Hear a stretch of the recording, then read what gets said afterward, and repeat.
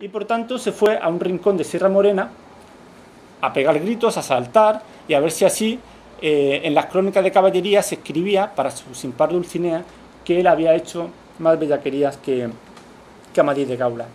Entonces se fue al pie de una alta montaña que, casi como peñón tajado, estaba sola entre otras muchas que la rodeaban. Corría por su falda un manso arroyuelo, y hacíase por toda su redondez un prado tan verde y vicioso que daba contento a los ojos que le miraban.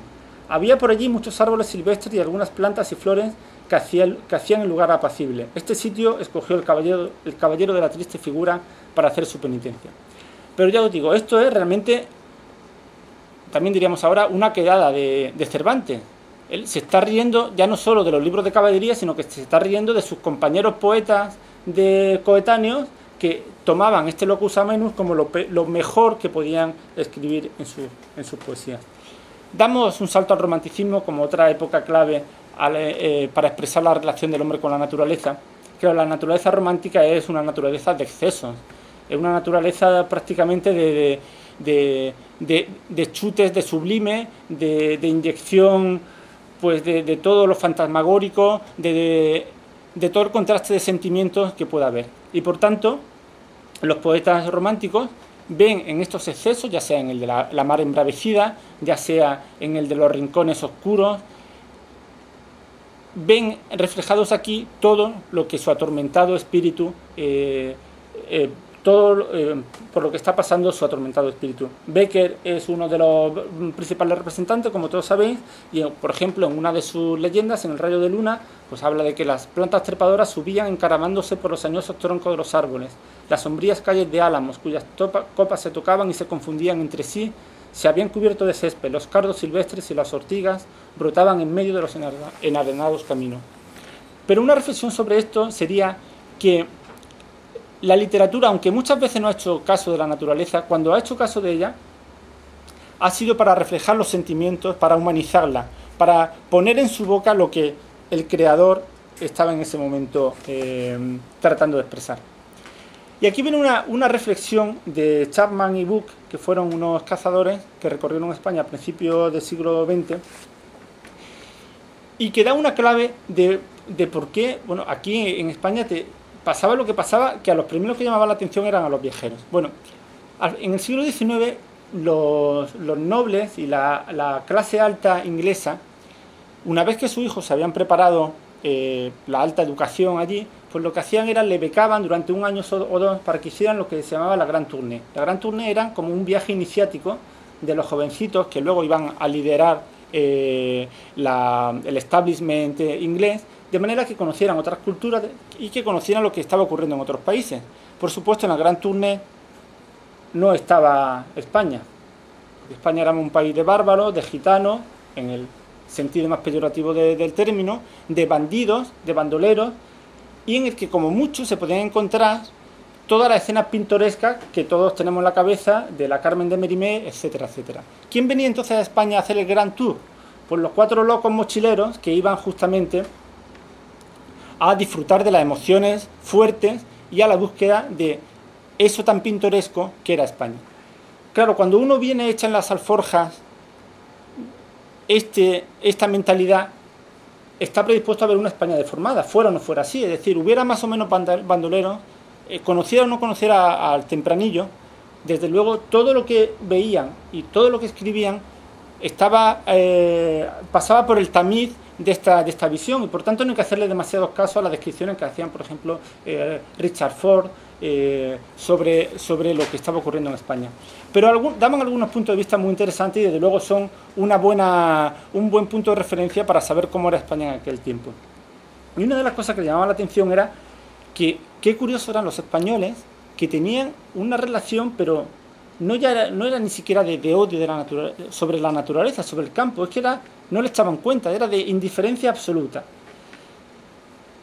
Chapman y Buck, recorriendo Andalucía, claro, se metieron en la parte de la campiña, en la que desde hace muchos siglos el hábitat está concentrado en pueblos muy alejados unos de otros.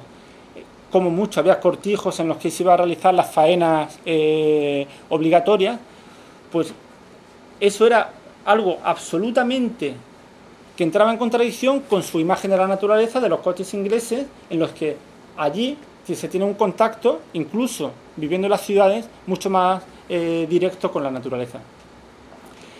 Esto ha pervivido hasta este momento, es decir, en España, eso, en concreto en Andalucía, y en concreto en Andalucía Oriental, el extrarradio de la ciudad se convierte, o de los pueblos grandes, se convierte en una frontera hacia el campo.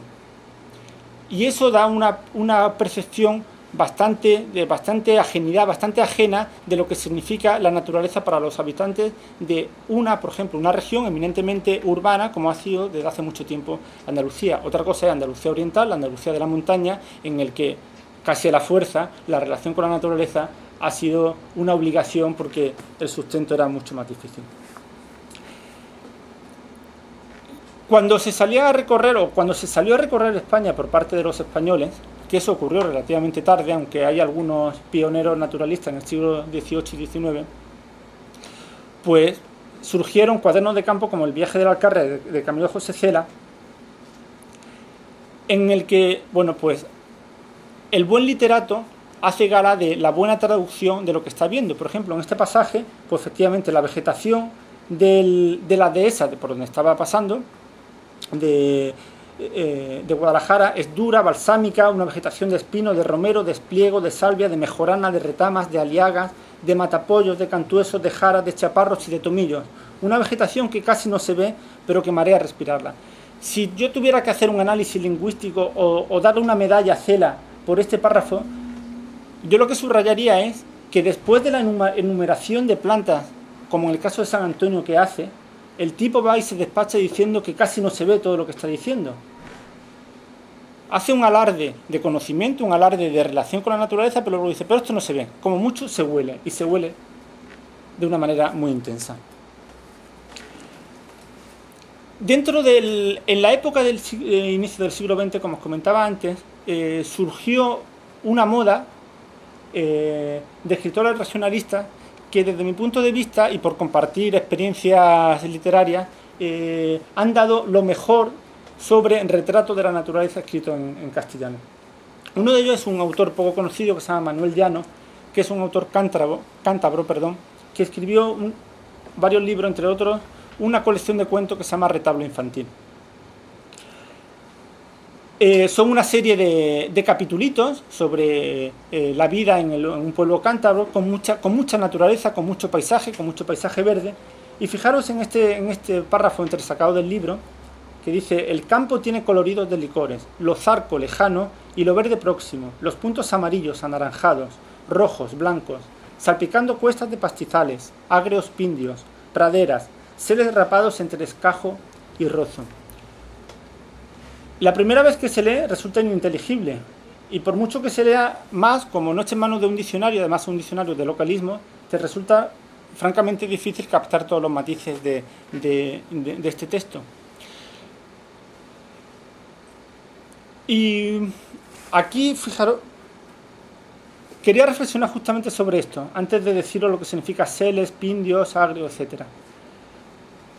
A mí me hubiera encantado ir a este concierto. Un concierto en el que se canten celebérrimas arias en el año 2005 tiene que ser la leche. Ya no hay nada celebérrimo aquí.